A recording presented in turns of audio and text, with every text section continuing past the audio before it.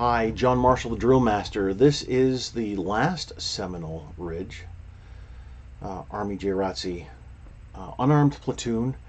Last critique that I've been requested to do for them. So let's see, we have everything set. Alrighty. Now this was captured midway through. Looks like it's only 4 minutes of the performance, but that's okay. We will critique what we are presented.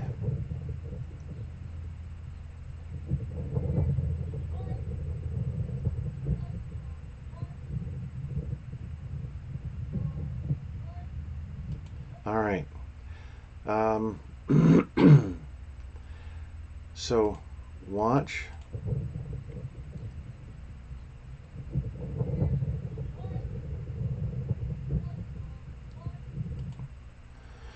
So looks like that was half step march. Half step can be called on either foot.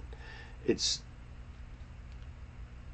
forward march needs to be called on the left, so that so this is, I'll tell you my preference here. I like calling as many commands on the left foot as possible, so that the end step. Remember, I've talked about the end step before. The end step is what I call the last step in the current direction.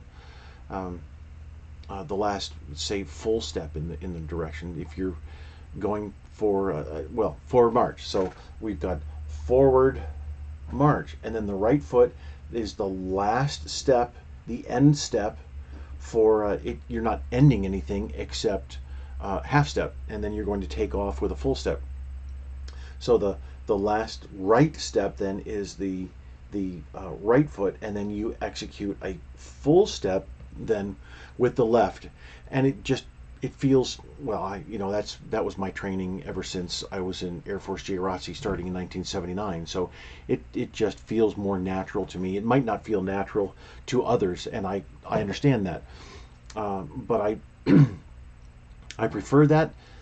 Rather than calling it on random feet, which you can do for several commands, even a halt.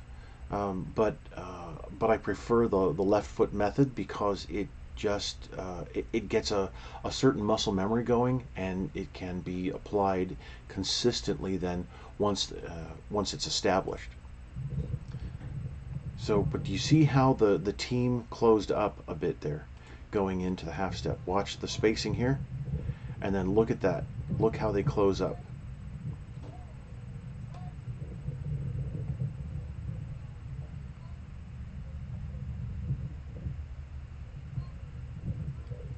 So the commands are forward, march, column left, march.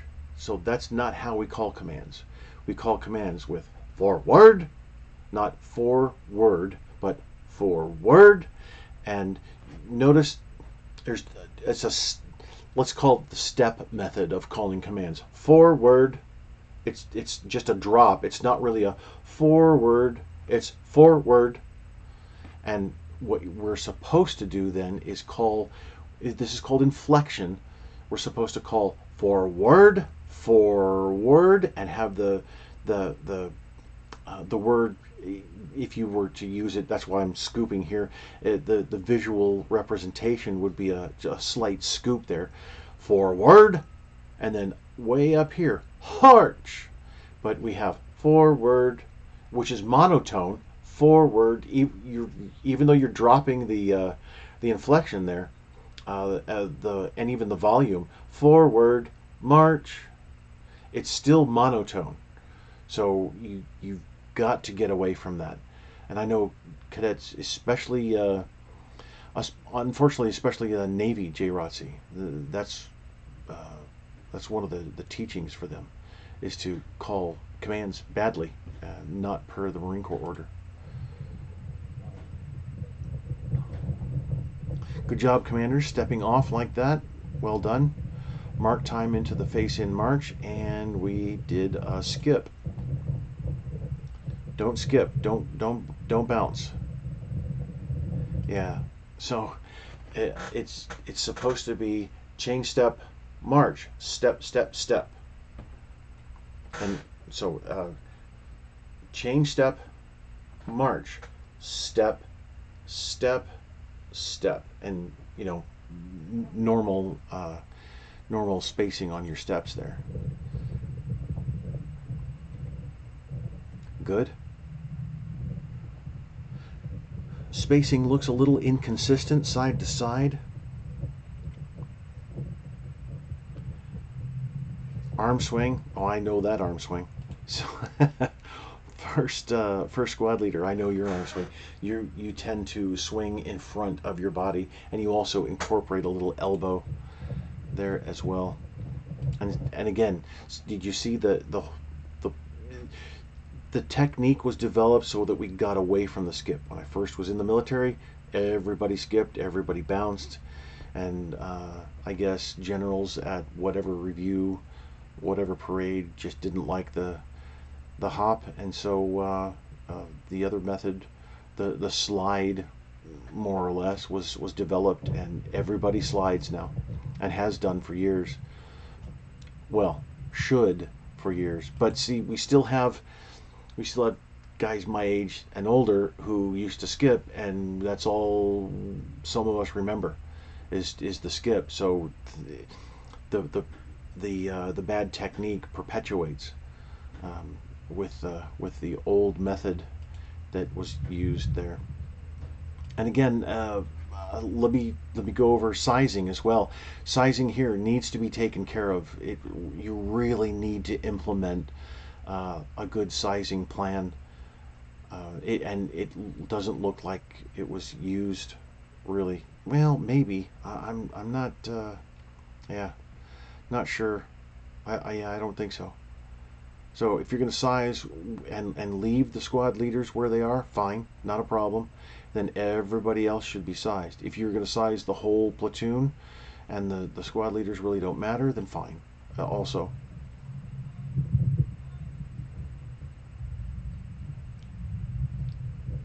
So just like I talked about in the armed platoon video, stepping off, let me go back here. When the squad leaders step off, yeah, they don't march forward. All of them execute a face-in march to the left. The first squad leader executes the 90-degree pivot. The other two squad leaders execute a 45-degree pivot, and then everybody angles around except first squad, obviously, but everybody else after that pivot right there from the beginning, everybody else angles or arcs around. It's no more pivots. And so you're executing your first pivot late, and then you're also executing a second pivot, which is the other services use the second pivot technique.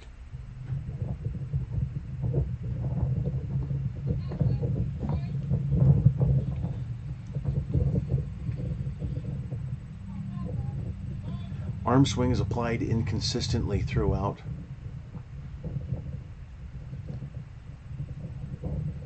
So this is just another observation. You can take this for what it's worth. The ponytail, fine. It's not a problem. It's authorized, and I understand that. You might want to braid it. That's all I'm saying. It just is going to look a little bit more professional. And any visual thing that you can do that's within regs that will improve your look, then if you want to put your hair up, that is totally up to you. That's fine. If you want to keep your hair down, that's also fine. If you don't want to braid it, I have nothing to say about it. It's just a suggestion. A braid is going to look that much more professional, I guess you'd say. That much more. It looks as though you have gone a step beyond what's allowed. So if it's like wearing shirt stays in your underneath your trousers, pulling that shirt down. You don't have to wear those. Nobody says that it's mandatory, but those who do look that much sharper. That's it.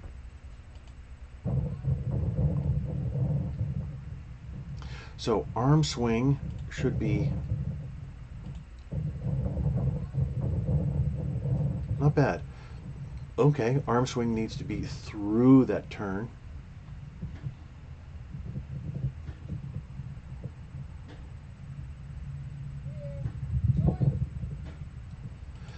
End steps were a little bit, I'm going to go back here.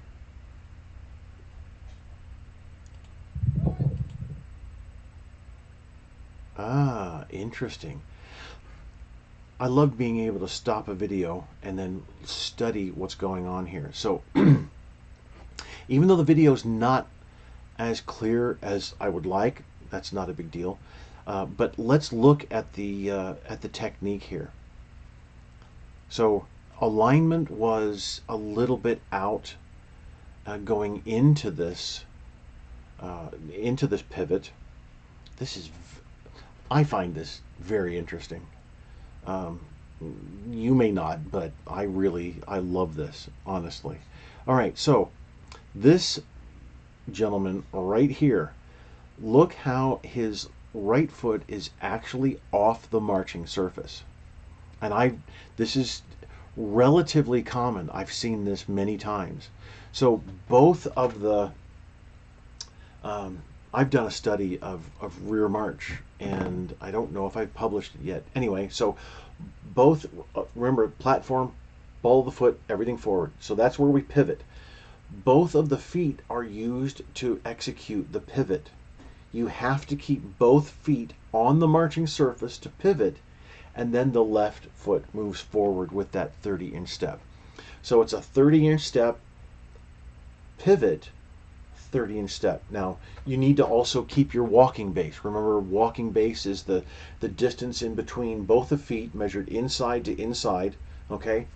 So it's about 3 to 5 inches or so. It's a personal thing. You don't have to force everyone to have a certain walking base. What you don't want is anything wider than the around 5 inches or so. And when you get less and less, a couple of inches maybe would work, but what you don't want is walking the tightrope. That doesn't work at all. That's not proper step technique. Proper step technique is to incorporate your walking base with that 30 inches measured from heel to heel. So you have the walking base here. You pivot on your platforms, and your legs are kind of crossed there, and then you bring your left foot around. But this right foot has left the marching surface. I've seen that before. I find it very interesting. So also, end steps here are not consistent, and the end step to the rear, or for Army, it's rear march. So the end step is going to be the left foot, which is then where you pivot. So rear, step, march, and then pivot. March, step, right here. This is the end step, and everybody should be taking a 30-inch step. Or so we have cadets, and some have some shorter legs, who are not then really either able or even used to taking that 30-inch step, and it feels like they're really stepping out far. But as long as it's a consistent step throughout the formation, it's probably not going to be noticed. You can get away with the Air Force's 24-inch step, or 26, 28 inches up to 30. So as long as it's consistent throughout and not a half step, obviously, then it would probably pass well. But these end steps are consistent. Inconsistent here, and then alignment was poor going into the turn, and alignment was poor up here, it looks like, but it also looks like, so you judge the end step by the distance between the feet, and this is just fascinating to me. It really is. So then in the middle here, you can see the bodies are turned in different angles, and so the phasing is incorporated in here. So phasing is exactness of a moment in time. Whether it's a heel strike, everybody's right heel strikes. That's called in step and in phase. If everybody's right heel strike, but your left heel is striking at the same time, then everybody is in phase but out of step. And so here, there's phasing going on. So there's which means that it's not as accurate as could be. That's very interesting that he lifted his right foot and then placed it back. Really, really interesting. So anyway, sorry, I'm kind of going off on a tangent there, but you can see where now the spacing coming out of this quickly recovered. This is great. Right here, you quickly recovered, but you really shouldn't have to recover. Everything should be consistent throughout as far as alignment and spacing, and then here it's taking a long time to recover. Spacing for the squad leaders, not there. They're too close. Nice job, Commander.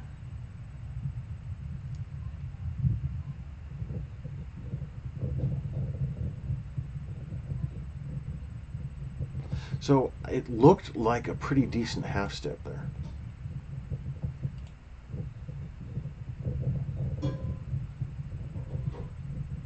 Maybe a couple of shuffles with the feet, having the foot just kind of come up and then slide into place there instead of a heel strike. But there I saw some good heel strikes.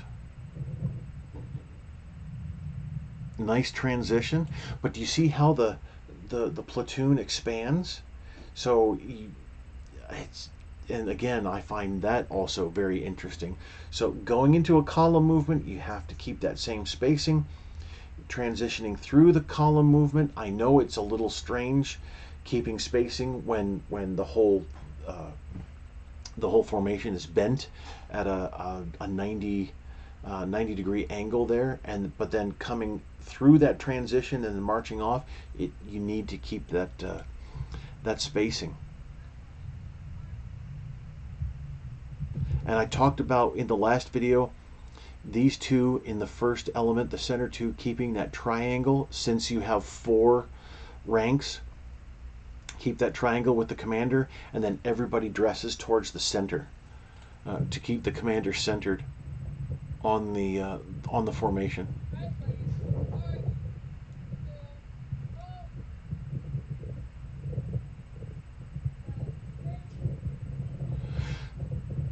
So a little bit of a timing issue on there. Great salute, Commander. Well done. Excellent about face as well. That's awesome. Really cool. So I wanted to let you know, if you want examples of commands and how to call them, go to my website, go to the resources page, scroll down a bit, and I forget exactly where they are. I think it's in Honor Guard. Under that, you expand it, and then it'll have MP3s of me calling commands. And I did that in Okinawa, actually, when I was stationed there. Went over to the Armed Forces Network and got to use a booth. It was really cool. I knew a guy who worked there, who went to my church, and they helped me do some work for the Honor Guard over there to help the other ceremonial guardsmen understand commands. So, Commander, let's go back here. Just so you know. No, let's go back. There. Okay. So just so you know, as soon as you call the column movement and you're on the outside, then what you're going to do is execute that 45 flank, and then you're going to arc all the way around. Don't keep pivot, pivot, pivot, pivot, pivot all the way around. It doesn't work that way. You're just going to execute column right, march, and then 45, march that 45 degree angle, and then arc around like the squads should do. And I know you've all been taught the the two pivot method, and it you're if you were using the two pivot method correctly, um, then it would look even better. But anyway, so it's just a single pivot and then everybody arc, except for the inside squad. Inside squad being the third squad if you're going to the right, and then the first squad if you're going to the left. All right. And remember, team, you're good. Good. So you need to, in exhibition drill, we start with an opening statement and then we're performing the entire time. The opening statement is off the field, and then you perform through, and then you perform off. And it's a similar thing with regulation drill, where you perform off in that you still maintain that character. And when I say character, I mean you're not on stage performing a character in drama. I'm saying the character of military bearing. You're performing. This is a performance, and you don't have any lines to say except for the commander or except for the squad leaders at certain times. They'll have certain commands. Those are lines to say, just as in a play, in a theater production. But there is a character that you're playing, because you don't march around all the time using military bearing. That's not you. You don't do that all the time. You, in certain instances, you do that. And so we can liken it to a theatrical performance, although it's, and when I start to talk about this, some military people just get all bent out of shape, and fine, get bent out of shape. It's no skin off my nose. But I'm relating this as so everybody will be able to understand this. And so you have that military bearing, and you kept the military bearing throughout, and that was very good. I'm really impressed. Yep, sure, you have things to work on, but you're doing a fine job, and I'm so glad for the requests. That shows you really want to improve, and that's awesome. All right, so I hope my comments have been helpful. Thank you.